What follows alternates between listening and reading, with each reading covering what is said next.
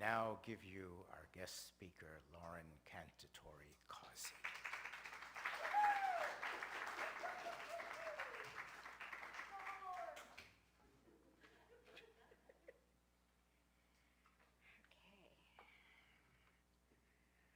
Good morning, everyone. Good morning.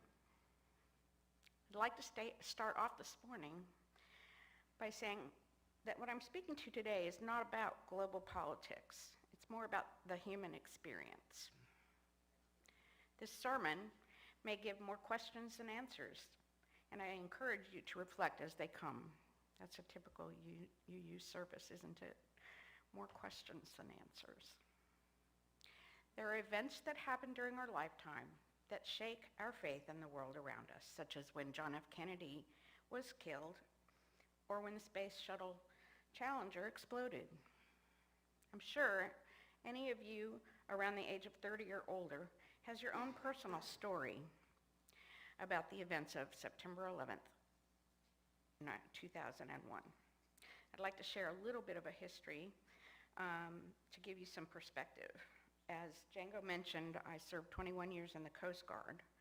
I spent 2 different tours at the Coast Guard base in New York Harbor and saw the Twin Towers every day as the background to our walk to work. In 1991, we got transferred to the Washington, D.C. area where I retired and I moved into the civilian workforce. On September 11th, 2001, at about 9 a.m., I walked into my office to witness a plane crashing into the first of the 2 towers.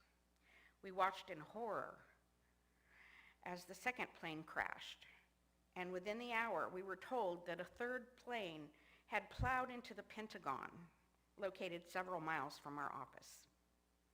During this time, my mind went from initial shock to frantically trying to remember which of the 2 towers my nephew worked in, and did I know anybody at the Pentagon? Fortunately, my nephew was working in New Jersey that day, and I did not know anyone at the Pentagon. Because everyone was trying to reach their loved ones, all of the communications lines and towers became completely overloaded and essentially shut down. At this point, we were instructed to evacuate Washington, D.C. My 19-year-old daughter lived and worked in Washington, D.C., downtown, and I was worried sick. It took me about 5 hours to be able to reach her.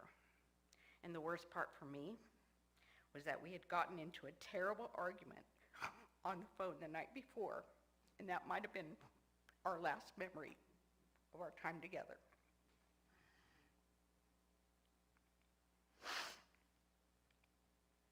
My story is inconsequential, though, compared to those thousands of people who were trapped, all of the first responders who showed up, those very brave people that went down with the plane in Pennsylvania, and countless others. It sounds trite, but there's not a phone call that we have that doesn't end with, "I love you." Hold on.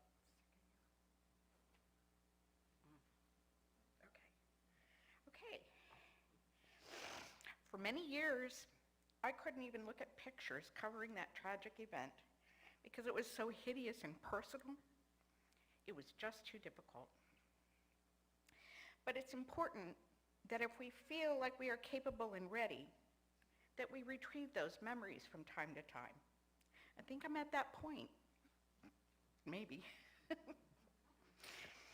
This is the 22nd anniversary of 9/11. In addition to the many lives lost and many other lives changed forever, we mourn the loss of our collective innocence.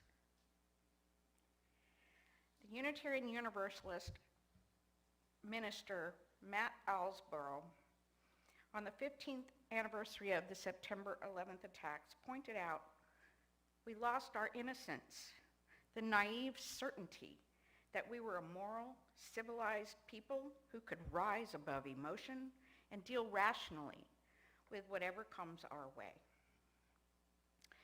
We as a society all of a sudden felt violated, and many people thought nothing like this would ever happen. Why would we think this could not happen? We as Unitarian Universalists are called to affirm and promote the inherent worth and dignity of all beings. I have grappled with this for a very long time. I still grapple with it. It's required a shift in perspective on my part. While preparing for this sermon, I spent some time reading about our first principle and what other people had to say about it. The broad definition of inherent is being a part of the innermost nature of a person or thing. It means we all are born with this quality. On days such as 9/11, that principle can be really challenging to many of us. How do we reconcile that? It means we are called to affirm or declare that even people who commit the most heinous acts have some grain of worth and dignity. It's hard for me to reconcile that people like Osama bin Laden, Saddam Hussein, Adolf Hitler, Timothy McVeigh had inherent worth and dignity. I continually struggle with this, but in following my Unitarian Universalist principles, I just have to have faith. How do we reconcile the acts of terrorists with our first principle? Sometimes we feel we can't.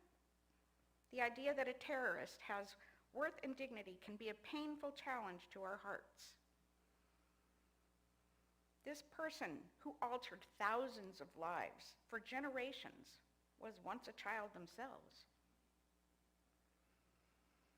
At some point in time, that child was taught to hate.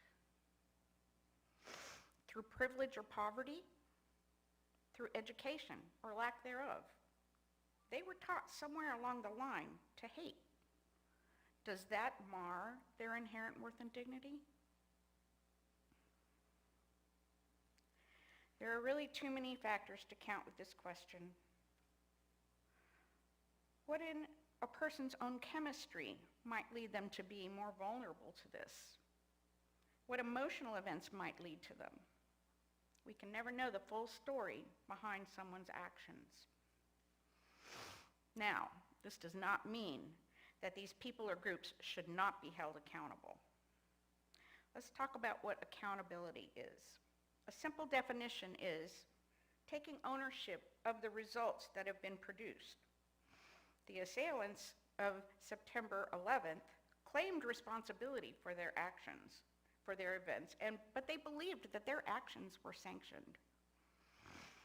If you're holding someone accountable, you're stopping their actions so they can do no further harm. An example of upholding inherent worth and dignity could be capturing and holding the perpetrators, or in some cases, being forced to kill them.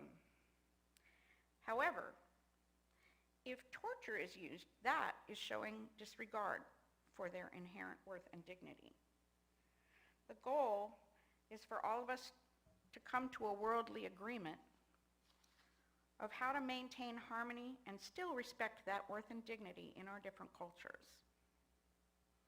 At the Community Church of New York, right after 9/11, a 10-year-old, H.R.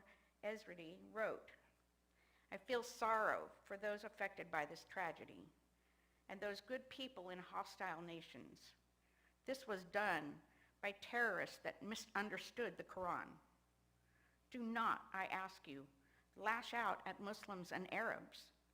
An assassin or a terrorist is not a messenger of God."